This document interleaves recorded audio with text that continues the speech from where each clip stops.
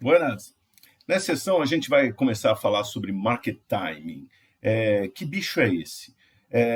Na verdade, a gente quando estudou o alfa de Jensen, o alfa de Jensen é uma medida de seletividade, ou seja, se o gestor é bom para saber selecionar, pegar quais são as boas e más ações, ou bons e maus títulos que vão ajudar a valorizar, aumentar a rentabilidade ali daquela carteira de investimentos. O market timing é uma medida que você está querendo antecipar os movimentos de mercado, ou seja, a gente quer saber o seguinte, olha, esse gestor consegue antecipar o que vai acontecer com o mercado vai subir, vai cair, o que vai acontecer com ele, vai ficar estável. Então, o market time é isso. Será que o gestor consegue antecipar esses movimentos?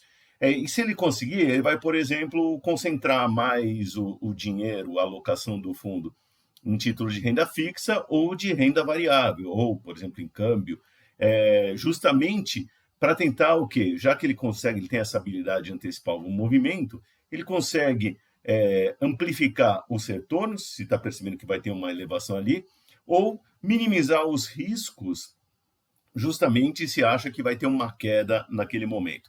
Então, essa é uma habilidade bastante interessante, porém, pela própria literatura rara, muito rara, que a gente encontra em fundos, carteiras de investimento.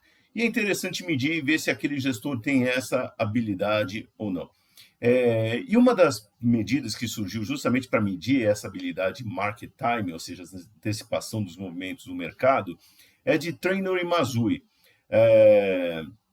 E a gente vai ver como ela é, e a gente vai ver, inclusive, que ela tem relação com o alfa de Jensen. Na verdade, ela pega o alfa de Jensen e amplia, medindo não somente a seletividade, que está lá medido com o alfa, mas também colocando, agregando um novo fator, que é o fator do market timing. Então, vamos lá discutir essa medida. Então, antes de entrar nela, só retomar rapidinho. O alfa de Jensen, ele mede justamente a seletividade, a habilidade de selecionar bons ativos para montar, colocar no seu fundo, na sua carteira. E aí a gente tem o alfa, que a gente retira da maneira empírica justamente disso daqui. Então, pega o retorno do fundo menos do ativo livre de risco, por exemplo, o DI, e roda uma regressão dessa diferença contra a diferença entre o retorno do índice de mercado e da taxa livre de risco, ou, por exemplo, o DI que a gente está usando. Roda a regressão e aí olha o coeficiente aqui, o alfa. Se esse alfa for significativo, então a gente tem que determinar um nível de significância estatística para isso. Se ele for estatístico e positivo, aí a gente vai dizer que ele cria valor, ou seja, ou a gente pode dizer que o gestor tem a habilidade de selecionar bons ativos naquele investimento, ou seja, que tiveram um bom desempenho. Se o alfa for significativo e negativo, quer dizer que ele destrói valor. Então, partindo disso, a gente já vai poder construir o modelo de Traynor e Mazui. Como que é o modelo deles? Eu vou primeiro mostrar o modelo, depois qual que é a intuição por trás.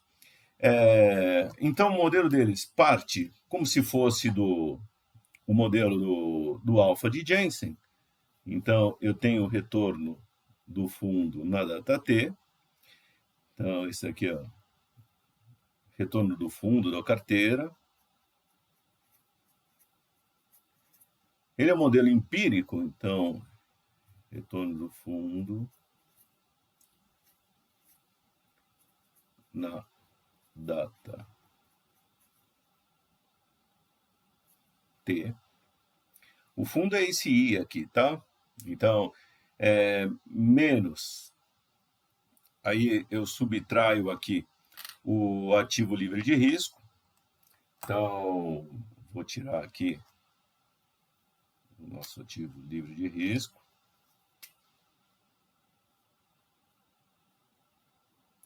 Então, por isso a gente coloca um F aqui na data T. Então, retorno do ativo livre de risco.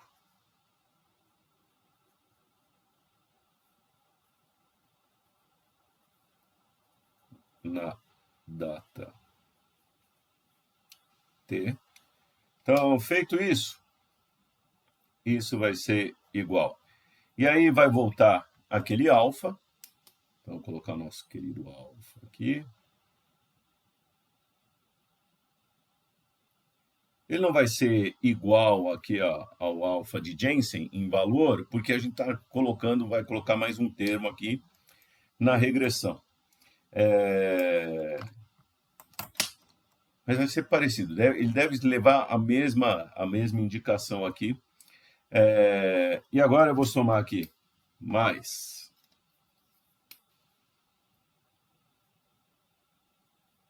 o beta aqui, e aí eu faço a diferença entre o retorno do mercado na data T menos o nosso ativo livre de risco, que está aqui,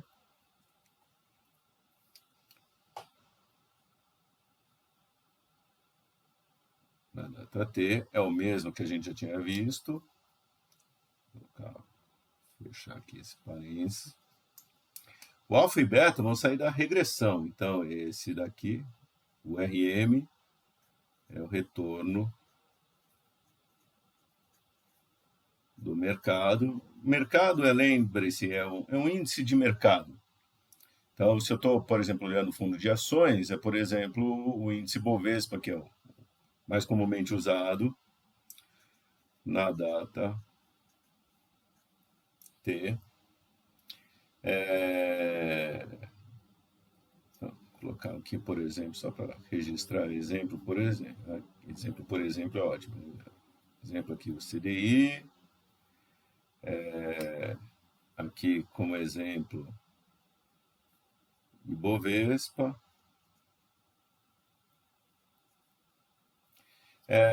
E, finalmente, o último termo aqui nosso vai ser o mais. E agora ele vai colocar o nome aqui, um gama. Pode usar outra letra, não precisa ser necessariamente gama.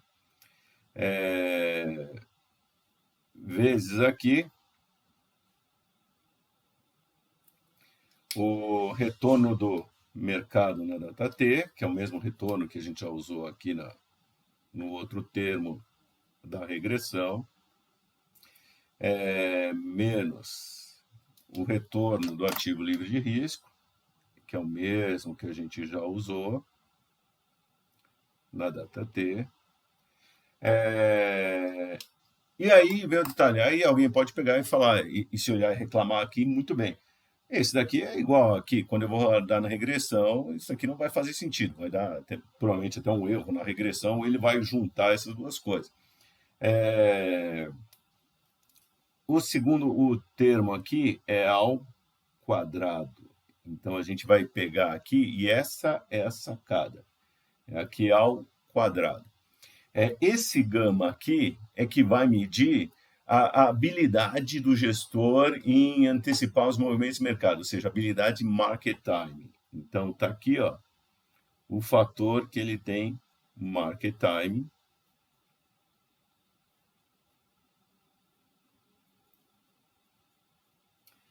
Tá?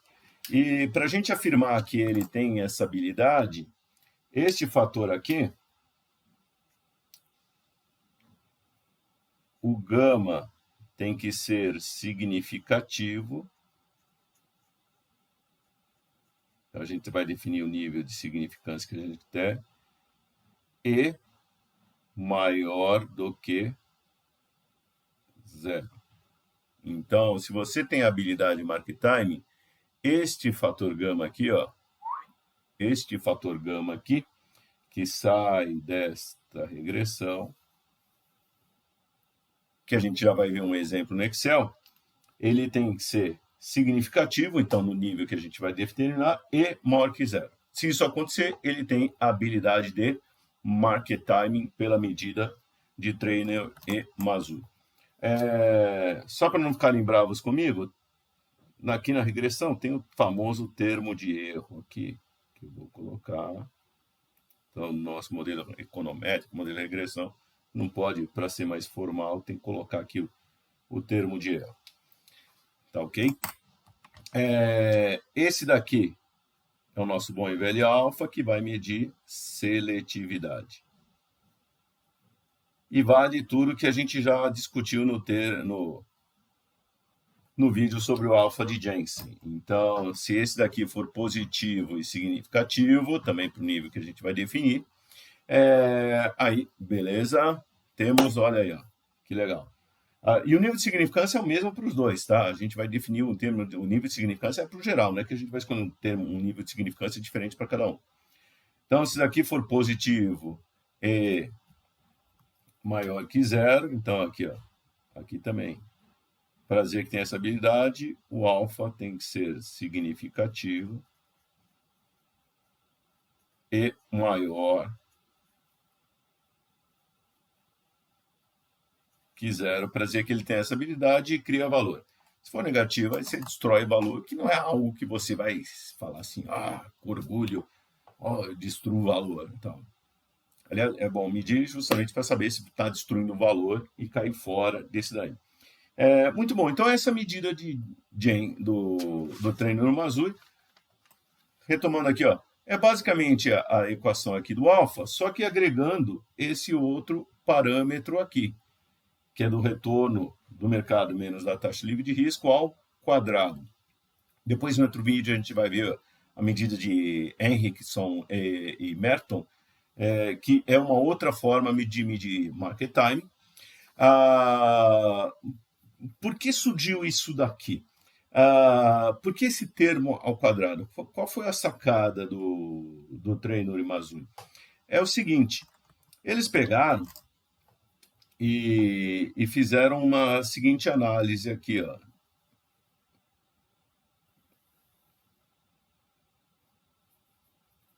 Do risco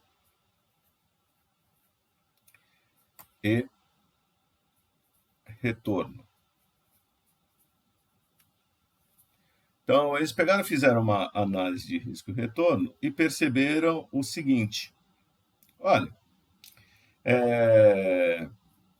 certos fundos de investimento, quando, vamos dizer, eles têm uma atuação aqui, vamos dizer, uma atuação linear aqui,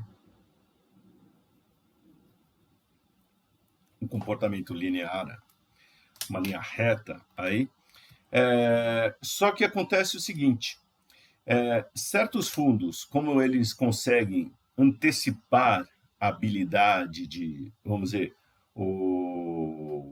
de antecipação dos movimentos do mercado, o que certos fundos fazem? Olha, já que eu consigo antecipar o que vai acontecer com o mercado, eu posso fazer uma alteração na minha carteira, alocando muito mais em coisas. Por exemplo, se eu acho que o mercado vai crescer, eu vou colocar dinheiro muito mais em ativos de risco, porque se acontecer, o que quer dizer uma volatilidade maior, quer dizer que você vai ganhar mais, tá certo? E vou colocar menos em ativos de menos risco. E a mesma coisa ao contrário, se eu acho que vai cair, eu vou colocar mais em ativos de baixo risco do que em ativos de alto risco. Então, se eu acho que o mercado vai crescer, eu vou colocar mais em ativos de alto risco, e se eu acho que não vai cair, eu vou colocar mais em ativos de baixo risco. Então, você começa a encontrar um movimento assim. Então, quem antecipa o mercado concentra mais em ativos de alto risco, e aí que dá esse movimento aqui, ó. Vamos dizer, ele tem ele se descola do movimento linear, ou dessa relação linear, e se acha que o mercado vai cair, ele coloca mais em ativos de baixo risco, então tem uma concentração maior aqui desse lado. Então, quem antecipa joga mais para um lado, joga mais para o outro, e acaba causando uma relação não linear, Porque se a gente olha aqui o modelo do alfa de Jensen, a gente está vendo uma relação linear entre os retornos, isso daqui a gente pode chamar de retorno excedente à taxa livre de risco, e aqui o retorno excedente em relação ao mercado. Aqui é uma relação linear. Se o sujeito antecipa, ele pode estar criando uma relação não linear. Então, eles viram isso e falaram assim, como eu capturo essa relação aqui não linear? É colocando esse termo aqui ao quadrado dentro dessa regressão. Então, vira uma regressão múltipla e tem esse termo. E a ideia desse termo não é, veja, ele não é dizer o seguinte, quão mais, ele é um logaritmo, é exponencial, não. A ideia desse termo é tentar capturar, olha, é alguma coisa não linear, tá certo? E se tiver alguma estrutura não linear aqui nessa série de dados, esse termo já vai conseguir capturar alguma coisa. Por isso que eles tiveram essa ideia. Falando assim, se o cara concentra mais aqui na época de alto risco, e aqui ele concentra na época de baixo risco, e tem esse movimento que descola do linear, ele vai aqui, esse termo aqui deve aparecer significativo quando eu rodo a regressão. Essa é a ideia. Tá ok? E agora a gente vai ver empiricamente como a gente calcula isso naqueles exemplos que a gente já vem desenvolvendo. Então, vamos lá. Então, bom, vocês estão vendo a planilha que a gente já está usando há bastante tempo aqui, tanto com os dois fundos aqui, o Dynamo Cougar e o BB Ações. O Dynamo Cougar é um fundo mais ativo, e o BB Ações é um fundo indexado, está coladinho lá no índice Bovespa. Aqui está o índice Bovespa, o CDI. Aqui, só relembrando, abrindo aqui a célula, eu tenho os retornos mensais. Então, aqui, vocês estão vendo, são dados retornos mensais. E o retorno mensal é calculado justamente, pego a cotação do final do período, menos a cotação do início do período, e divido sobre a cotação do início do período. Assim que a gente calcula, eu já calculei isso para todos. E agora, o que eu vou fazer? Eu vou pegar e vou calcular a diferença de retorno do fundo aqui, do Dynamo menos o CDI, o Ibovespa menos, aliás, o BB Ações menos o CDI, e aqui o Ibovespa menos o CDI. Estou usando o CDI como se fosse a taxa livre de risco. De novo, o CDI não é livre de riscos, tá certo? Mas ele é muito coladinho com a taxa Selic, então a gente está usando ele como uma proxy. É o que normalmente se usa também aqui no mercado. Então, essas três colunas aqui, eu simplesmente peguei cada um dos indicadores e subtraí pelo CDI, tá certo? Então, e aí agora eu vou pegar e arrasto, é o que vocês estão vendo aqui, tá bom? Isso a gente fez também lá no alfa de Jensen. Agora, eu vou criar mais uma coluna.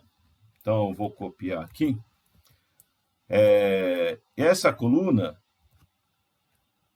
ela vai ser, na verdade, aqui, o quadrado da diferença. Deixa eu tirar esse daqui. Pronto. É o quadrado da diferença do IBOV e DI. Então, eu já calculei a diferença entre o IBOV e DI. Então, pega. E agora só preciso elevar ao quadrado. Eu preciso fazer isso justamente para poder rodar a regressão. Esse daí é o segundo termo ali que a gente viu, que a gente vai rodar a regressão. E essa justamente é a grande... Eu nem precisaria colocar em porcentagem aqui, mas já foi pela formatação. Essa aqui foi a grande, vamos dizer, a sacada do treino Imazui. Essa coluna aqui, quando a gente regredir contra a diferença do retorno do fundo com DI, é que eu espero que o coeficiente gama seja significativo. Tá ok? Muito bem, agora eu vou abrir um pouco mais de espaço aqui. E aí eu vou fazer o seguinte, deixa eu abrir um pouco mais aqui, deixar só as diferenças do retorno. E agora o que eu vou fazer? Eu vou pegar e rodar a regressão. Então, venho aqui em dados.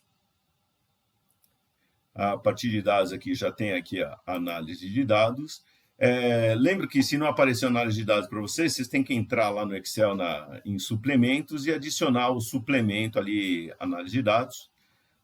E aí eu vou clicar aqui, vou escolher regressão, tá aqui, regressão, dou OK. O que é o intervalo Y? O intervalo Y é o retorno do fundo menos da taxa livre de risco. Então, vou pegar aqui o Dínamo, marco aqui as diferenças de retorno do Dínamo com o CDI. Agora, vou marcar o intervalo X. O intervalo X são esses dois aqui, são a diferença do IBOV com o DI e o quadrado da diferença do IBOV com o DI. Pronto. Então, no alfa de Jensen, eu só marcava essa coluna da diferença. Agora, no treino Marzulli, eu tenho que marcar os dois. Não quero constante zero, então deixo desmarcado. Vou colocar o intervalo de saída aqui na mesma, pronto, aqui na coluna T. Colocar aqui na mesma planilha, para a gente ficar pulando de planilha, tal, não preciso ver resultados e tal, e OK. Feito isso, do OK.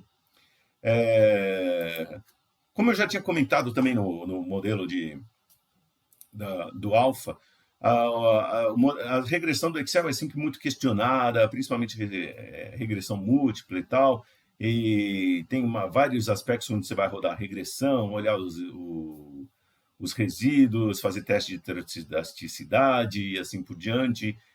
Então, ferramentas como R, Stata, pacotes do Python, são melhores que o Excel. O Excel que a gente está fazendo alguma coisa muito mais para exemplificar aqui. Na vida real, você vai usar uma coisa um pouco mais profissional e tomar os cuidados ali econométricos e fazer os testes para poder realmente fazer, vamos dizer, tirar conclusões corretas. Então, aqui, eu já tenho aqui o resultado da regressão. E aqui, então, esse é o alfa, este é o beta e este aqui é o gama. E aqui as nossas estatísticas T. Então, vou colocar aqui como ou valor P, desculpe, estatística T está aqui e esse aqui é o nosso valor P. Eu vou marcar aqui essas duas colunas. Vou colocar uma corzinha aqui, pronto. Então, do Cougar,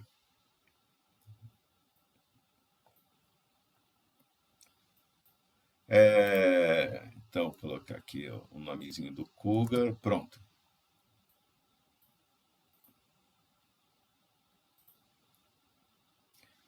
Dynamo Cougar, está aqui. Muito bom. O alfa deu positivo, bom sinal, mas calma, a gente tem que definir o nível de significância. Então, eu vou colocar nível de significância igual a 5%. Pode ser 10 também, fiquem tranquilos aqui. Não é 10% não é ruim. O alfa deu positivo, mas melhor. O valor P é menor do que o nível de significância. Então, eu vou considerar esse alfa significativo. Então, show. Olha aqui.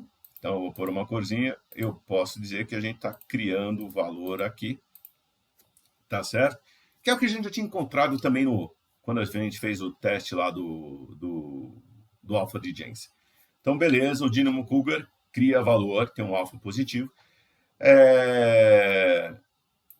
O gama dele é negativo, então é mau sinal. E a de 5% não é significativo, porque o p-valor deu 6,03 e o nosso nível é 5. Então, a princípio, eu rejeito esse gama. Ah, ou seja, esse eu posso falar que o Cougar ele é bom de selecionar ações, porque ele tem alfa positivo e significativo, mas ele não tem habilidade de market timing. Aliás, é uma característica até desse fundo, ele não é um. Quem der uma olhada lá nas características, no regulamento do fundo, não é um fundo que busca antecipar o mercado, mas é um fundo muito mais de value investing, de investimento a longo prazo. E como a gente está vendo pela medida do treino Mazui, ele também não tem essa habilidade de antecipar o mercado. Se a gente considerasse um nível de significância de 10%, até a gente aceitaria esse gama como significativo. Mas o gama não deu positivo, quer dizer que ele não tem realmente essa habilidade de market time. Mesmo ao nível de 10%, a gente também não aceitaria. Agora vamos fazer a mesma coisa com o fundo BB Ações. Então, eu vou entrar lá de novo, dados, análise de dados, já está marcada a regressão. O Y está aqui, eu vou marcar diferentes retornos do BB Ações contra o CDI. Pronto. O intervalo X já está marcado aqui, a gente aproveita. Eu só vou mudar aqui o dado de saída, vou colocar aqui para baixo. E ok, pronto. Está aqui o resultado. Vou esconder aqui, ó. Epa. Às vezes ele vai mais rápido. Vou esconder essas linhas aqui. Só para a gente ver junto. Então, esse daqui é o do BB Ações. Então, tá aqui. Vamos colocar uma corzinha aqui. BB Ações. Marcar aqui, colocar uma cor diferente. Pronto. E aqui também vou usar o mesmo nível de significância, 5%. Normalmente a gente escolhe um nível e fica com ele, tá? E aí também vou pegar aqui, ó, calcular o p-valor.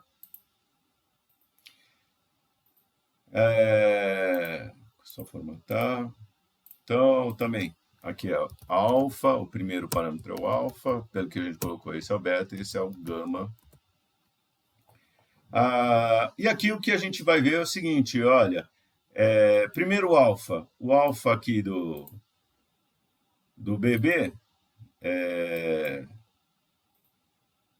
estão vendo, ó, ele deu negativo, calma, e o p-valor deu menor que 5%, então ele é significativo, então ele destrói valor, ou ele não cria valor, mas esse, lembra de novo, esse é um fundo que é indexado, ele cola no índice Bovespa, então a ideia dele é estar sempre juntinho, só que ele cobra taxa de administração, então ele fica junto, mas fica um pouquinho abaixo por causa da taxa de administração. E esse resultado também a gente já tinha encontrado. Aí o gama, olhando o gama aqui, o que eu vejo?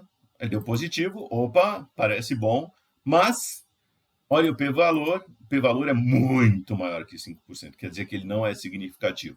Ou seja, o gama deu positivo, mas o p-valor não passou a barreira da significância, e isso quer dizer que não é significativo. Este fundo também não tem habilidade de market time.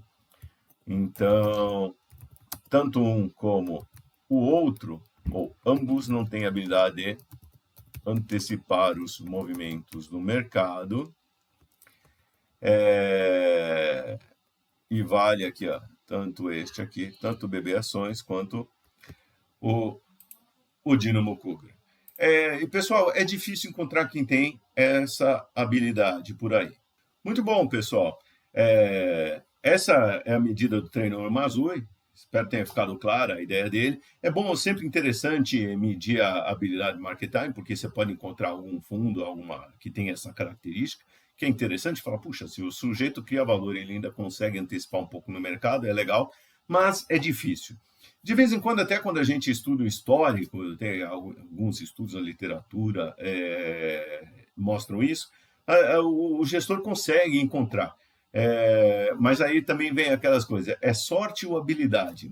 Entre nós, muitas vezes é muito mais sorte do que habilidade. Então, antecipar o mercado não é fácil, gestor, tanto que muitos gestores não procuram se vangloriar por isso ou não costumam entrar muito nessa discussão. Mas é interessante medir e ver se os fundos têm que se pretende investir, tem essa característica, tá bom? Até mais.